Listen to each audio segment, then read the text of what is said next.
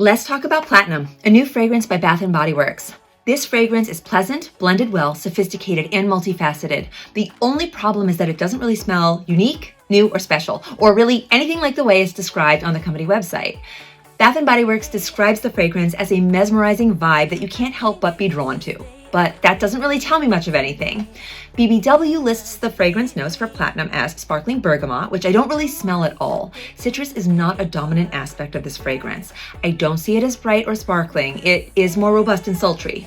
Silver blooms. Okay, not sure what that even is. How do I interpret silver blooms? In any case, there's definitely a strong floral component to this fragrance. What florals, you may ask? I want to say lily because so many floral fragrances tend to list lily as a key note, but it's really just a pleasant white floral blend. Patchouli. I'm not really the best at picking out patchouli in fragrances, despite the fact that I love so many patchouli icons like Angel and Replica Date Night. I would expect patchouli to bring a little rough, dirty, earthy edge to a fragrance, but I wouldn't describe Platinum in that way. And musk. I mean, always. Musk has become such a popular note call-out.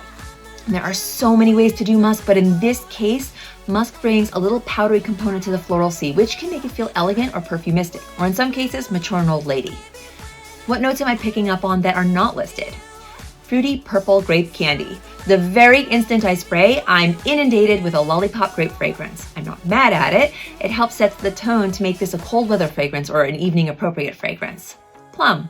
While grape candy isn't sophisticated, velvety plum nectar is. I can't believe that BBW doesn't refer to these fruity elements in the notes because they are the first thing I smell. Amber. So many people draw comparisons between Platinum and other amber-led fragrances like last year's Luminous or Lancome's La Vie Belle. This fragrance has a more wearable version of amber, but it is absolutely there.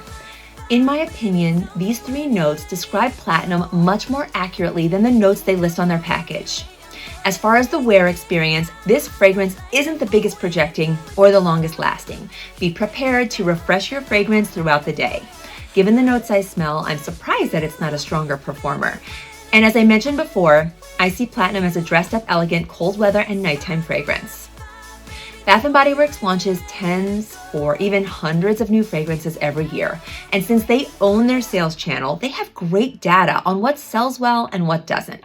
This information is a blessing and a curse. A blessing because you can really understand what your customers want from you and you can give them more of it. A curse because the constant desire or need to have a fragrance that most consumers love could be a real creativity killer. And it can also stop perfumers from taking risks and innovating because they'll just want to give the brand a safe fragrance that they know the consumer will love, or at least not hate. And maybe that's the best way to describe Platinum. It's a blend of past BBW successes and an easy holiday wear. Probably a safe fragrance to gift, but it's not really innovative or exciting. It's a pleasant but stale recycled idea and BBW is just hoping you don't notice. I'm happy to have it in my collection, but I could take it or leave it. It's pleasant, pretty basicness is not really grabbing me. I would prefer a unique, innovative, risk-taking fragrance any day. Hope this review was helpful. Thanks for watching.